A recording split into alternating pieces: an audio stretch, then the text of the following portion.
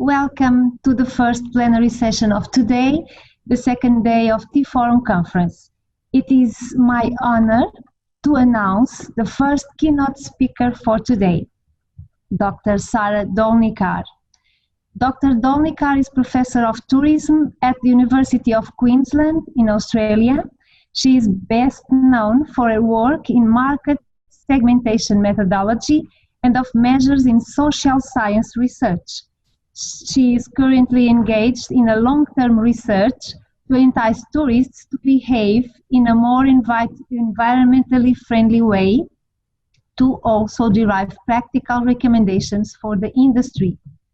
With more than 300 refereed publications, Dolnicar is a fellow of the International Academy for the Study of Tourism.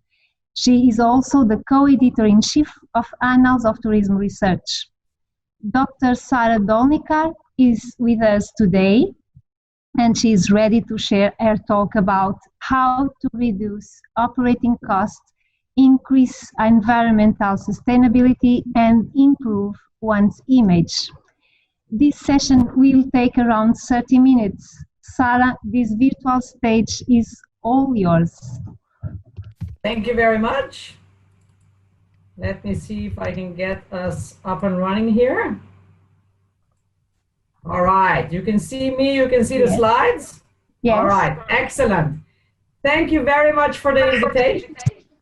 It's absolutely fantastic to be part of this event. There's not many events where we can work together, academia and industry, so it's really, really very special. And I hope that the research I will talk about today will be interesting for both sides, because certainly you will see much of what we're doing is in very close collaboration with our tourism industry partners. So the topic is how to reduce operating costs, increase environmental sustainability, and improve image. Now, what we all know is that the tourism industry is super important economically, right? So 10% contribution to GDP, 1 in every 10 jobs globally. But at the same time, it's also expensive in terms of the price we pay environmentally. Tourism is the 5th most polluting industry of all.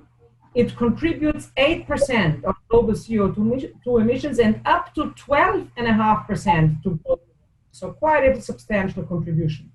We produce 35 million tons of waste every single year, and to cater to one single tourist for one night takes 300 liters in a hotel. Now, that doesn't mean that they're all obsessively showering, but what we do is we calculate the pool water, the laundry water, the landscaping water, and once we add it all together, it takes 300 liters of fresh water to cater to one hotel guest a night. So, who can fix it? And instinctively, we first say the government should fix it, right? But of course, the government is unlikely to fix it, because first of all, the government relies quite strongly on the income from the tourism industry. And secondly, we have talked to government, and government says, well, we can't go to businesses and tell them how to do their job. So really, it's unrealistic to expect governments are going to fix this. So then we turn to industry and we say, well, industry needs to self-regulate. After all, you need the environment because the industry sells the environment and it's important for them to protect it. Again, that's a big ask because a lot of the businesses we have in tourism are small and medium enterprises, and it's just impossible for them to make major investments to protect the environment. So again, not a particularly good avenue for us as a research group. So what we decided to do is we said, let's go and try to target the good old tourists. Let's see if we can get the tourists to behave more environmentally sustainable. Now, how can we possibly do this? There's 2 ways we can do it. And one of these 2 ways we've tried for a very, very long time. And that is we have been trying to convince tourists to behave environmentally friendly. How do we do that? Well, we go to any hotel around the world and we are asked politely to reuse damp hotel towels, right? So what we're trying to do is we're appealing at people's cognition. We're asking people to think about the planet, think about their grandkids, and we're asking them to reuse the towel. Not particularly successful, I can tell you. We've done quite a few experiments which were specifically about pro-environmental appeals, and it's not particularly successful. So there's a new little trend happening, and it's been happening for a little while, and it's called nudging. And what nudging does is it tries to entice people, tries to trick people, if you want, in a very nice and charming way, to behave in the desired way, without limiting their freedom. Yeah. So I'll give you an example, and the example is actually very important because that's how nudging was born. It was born in the men's toilet at the Dutch airport. And the problem there was that there was a lot of spillage. So that means, right, and huge cleaning costs. They were permanently cleaned. They said, why don't we draw a little fly in the middle of the urinal?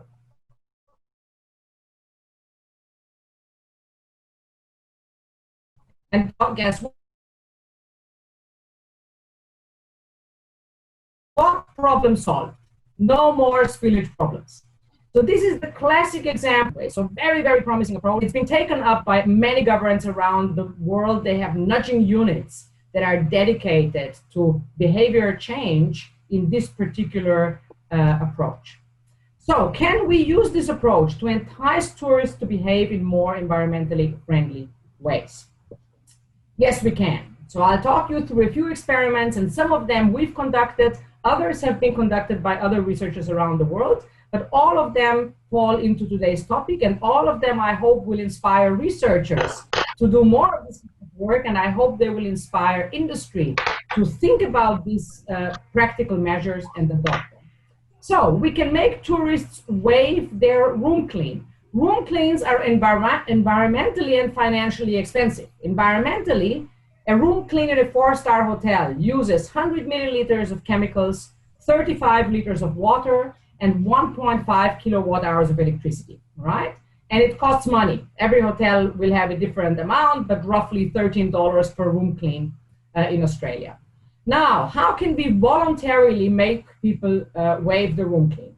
In one experiment, what we did is we used the baseline. The baseline means how many people say no thanks, don't clean my room, when the hotel operates totally normally. And that number is remarkably low. Only about 3% opt out of room cleaning under normal circumstances nowadays. So that's what we did next is we said, all right, what's the problem? How can we get these people to waive their room clean? And we realized that a lot of them said, really, why are you saving the money? Sorry, I went a bit too fast. Why would the hotel save the money if I've paid the full room rate? So they might as well clean my room. And we said, well, fair enough. How about we share the savings with you?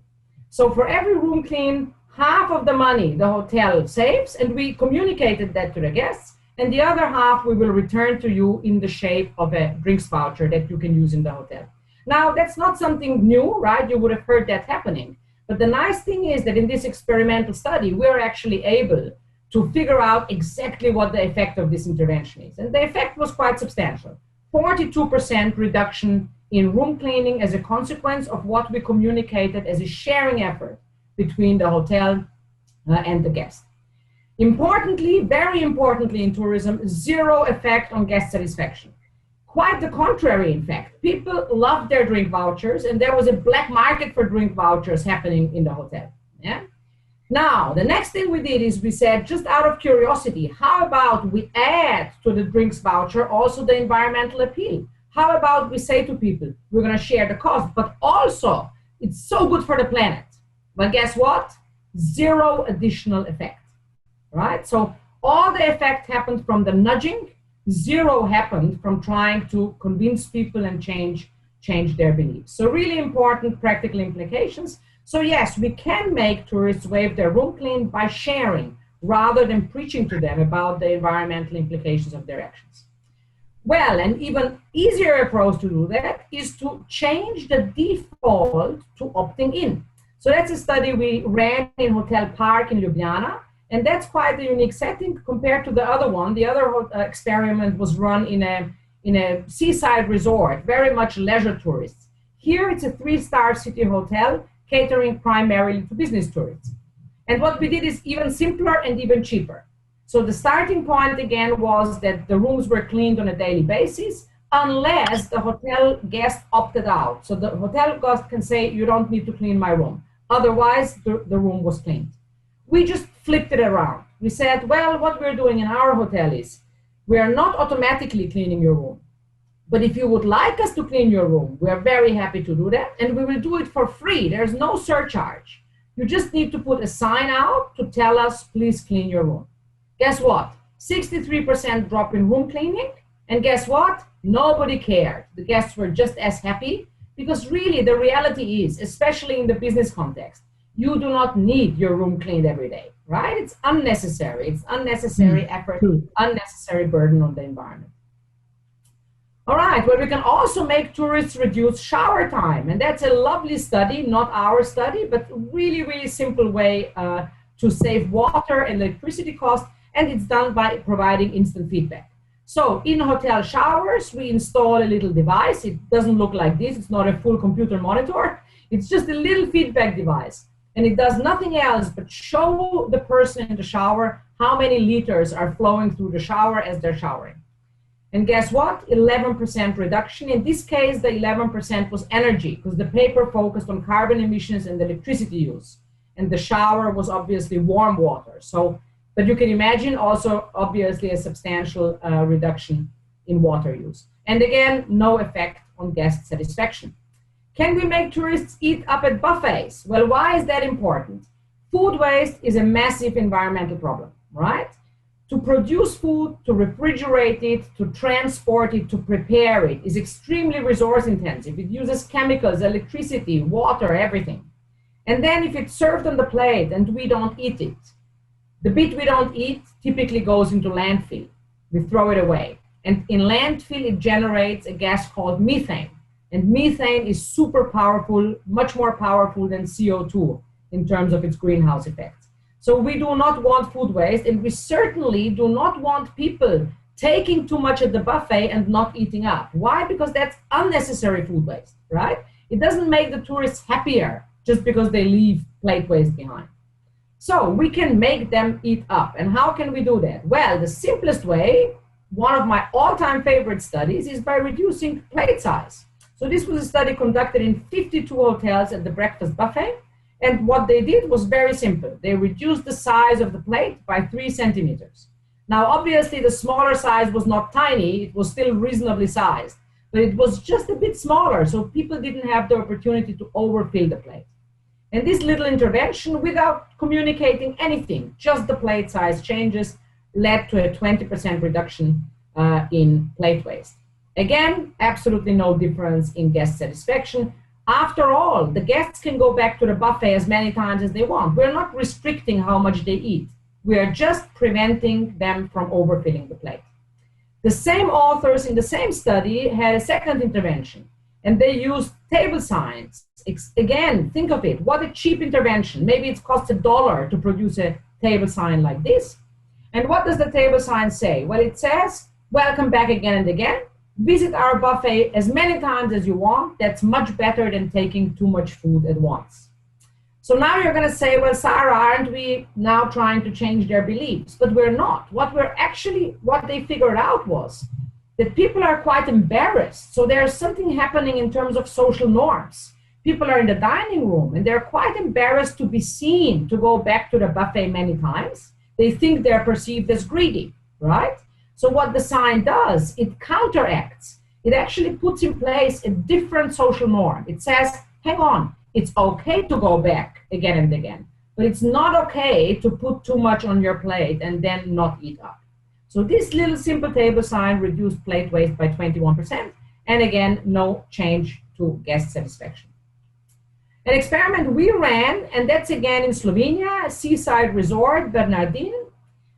Specifically, we targeted families. Why did we target families? Because when we measured the amount of plate waste produced by tourists at breakfast buffets, we learned that families are the worst culprits, right?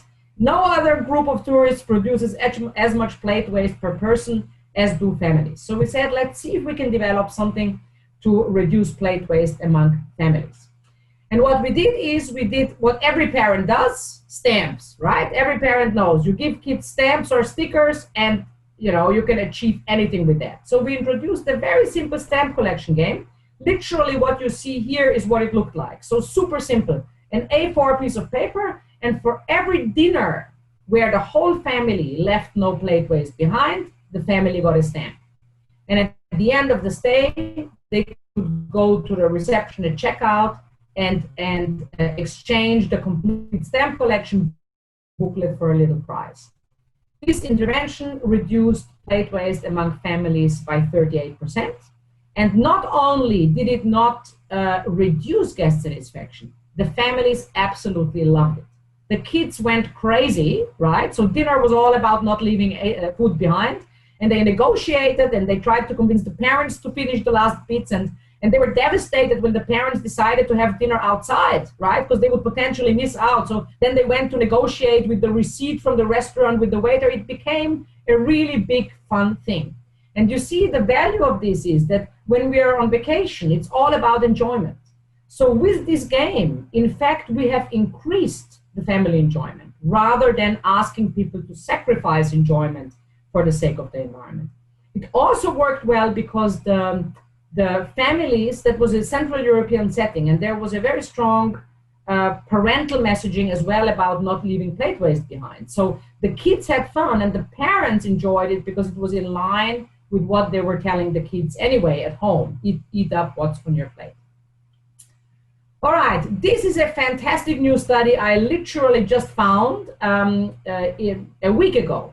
And it's the first paper published in Annals of Tourism Research Empirical Insights, which is the sister journal of Annals, focusing specifically on important empirical insights. And you will see now why this is such a good paper for that journal.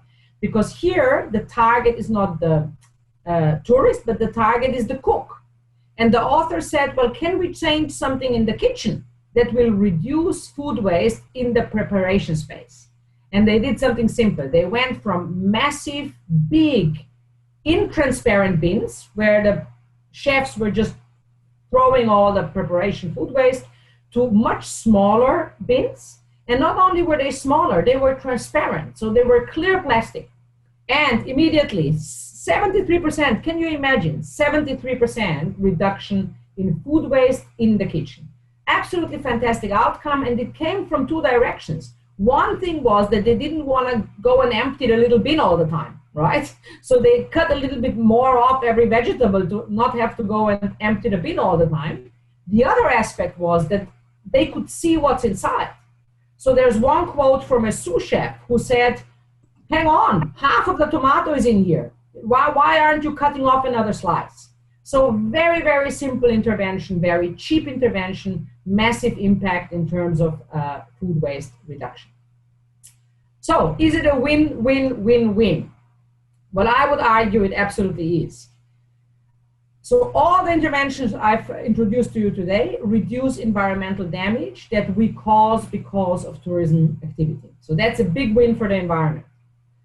Also, it reduces in most instances the operating cost for the business. So you think of all the interventions. They either reduced the use of cleaning products, water, electricity, food costs. In all instances, the business didn't have to actually pay more, but saved more than the additional cost they had as a consequence of the intervention. It also is a really good tool for green positioning. And this is true at the business level, but even at the destination level, right? So those are little things hotel guests really notice and really appreciate. And it counteracts the perception that businesses or destinations engage in greenwash, that they're only talking but not really acting in the interest of the environment. And finally, all of the interventions I showed you today do not reduce vacation enjoyment. And that's really important, right? Let's go back to the damp hotel towel, right? If you ask me to reuse my towel and it wasn't drying enough and it's damp, well, with all due respect, it reduces my vacation enjoyment. And the vacation is a very special time for me, so I'm not really willing to negotiate enjoyment. It's all about enjoyment. So all of these interventions do not reduce vacation enjoyment, and in some instances, they even increase vacation enjoyment.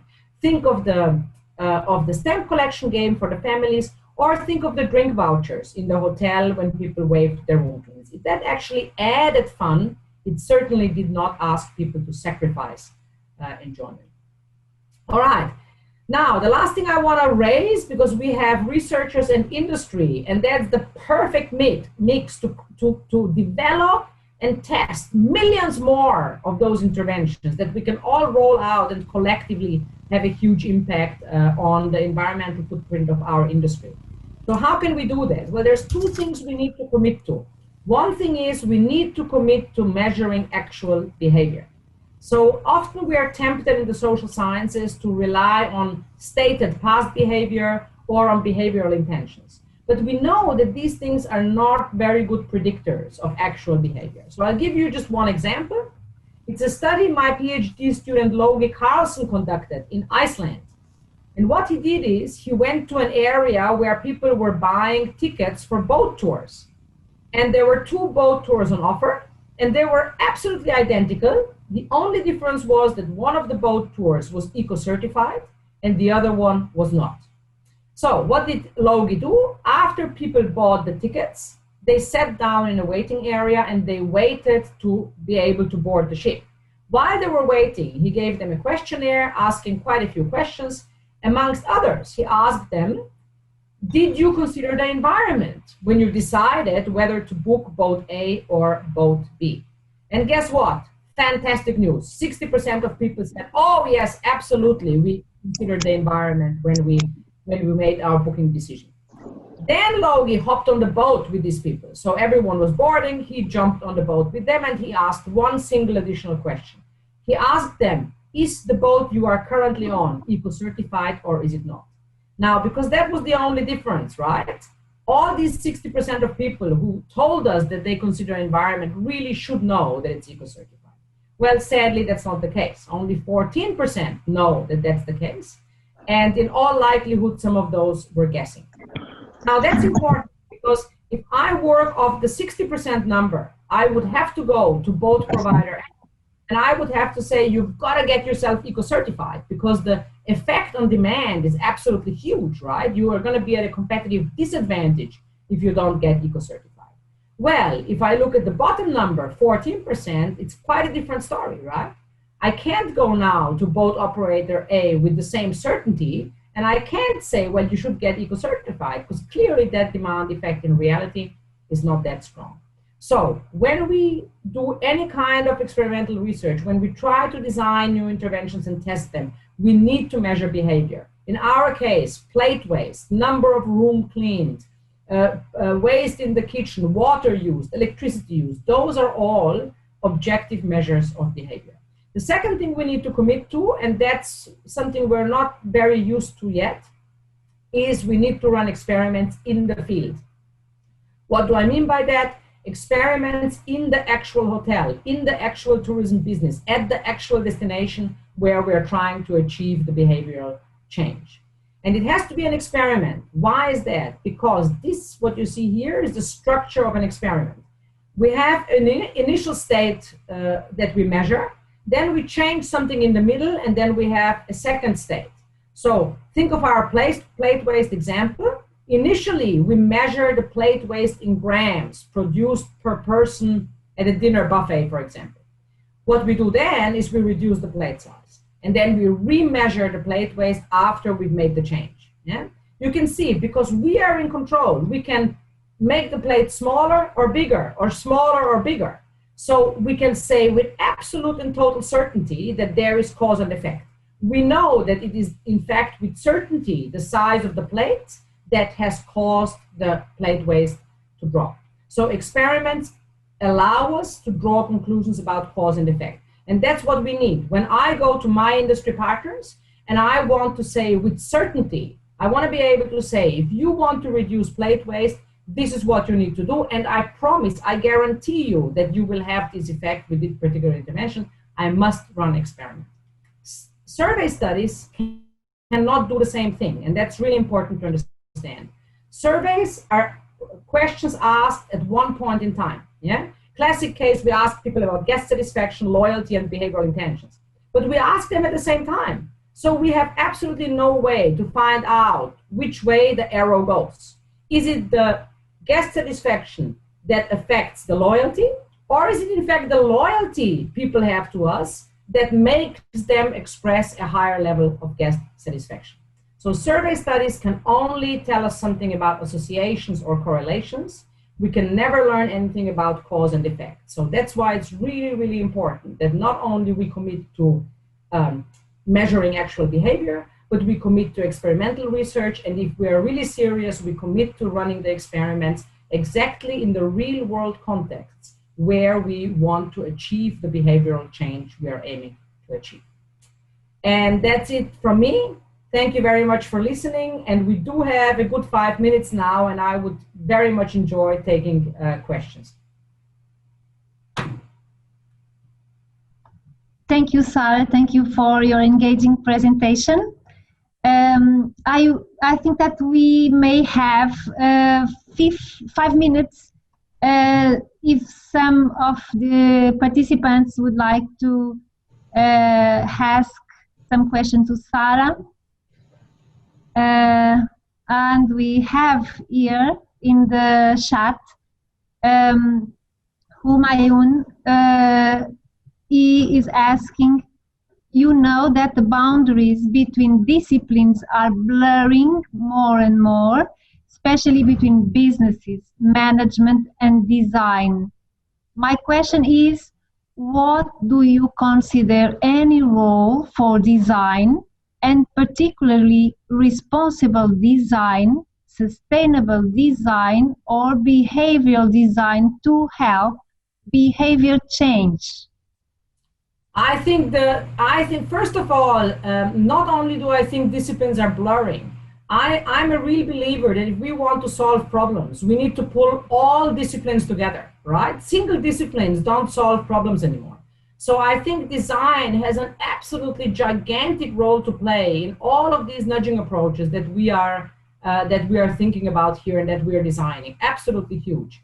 And not only design, it could be the simplest thing of designing, a piece of information, but it could be literally designing dining areas. So I'll give you one example. I haven't done that experiment yet, but if anyone's interested and anyone knows a good field site, let's do it together. I have a very strong hypothesis that the way you design a dining room affects plate waste. And specifically, I predict that the overall distance between the buffet and the tables will have a huge effect on plate waste, because people are lazy. They don't want to walk too far. So the further they have to walk to the buffet, I predict, now that's a prediction, right? That's not proven yet. I predict the further they have to walk, the more they overfill the plates, the more is left uneaten behind. So this is purely a design solution, right? So if my hypothesis is correct, my advice would then be that dining rooms should have the buffet in the middle with the minimum distance between all the tables and the buffet, rather than what we see still in many hotels, with the buffet somewhere in the corner and people having to walk through the entire dining room to reach it. So I hope that I answered, that was the right answer to your question. But yes, design is absolutely central to behavioral change.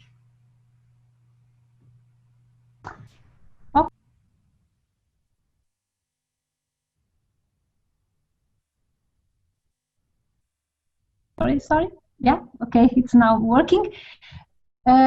Humayun is one of our PhD students, and he is engaged in design topic. And of course, that I believe that it can be a very interesting topic for investigation here with you, as we have good partners in the industry that will benefit from research. So maybe we can speak about it later on. Absolutely. Okay, Sara. Sara, it's time to move on. It was a pleasure that you could participate in our conference. Your presentation was very engaging and with very practical insights to the industry. Thank you very much for being here. Thank you very much, and enjoy the rest of your conference. Thank you very much, and I hope to see you around soon. Bye-bye.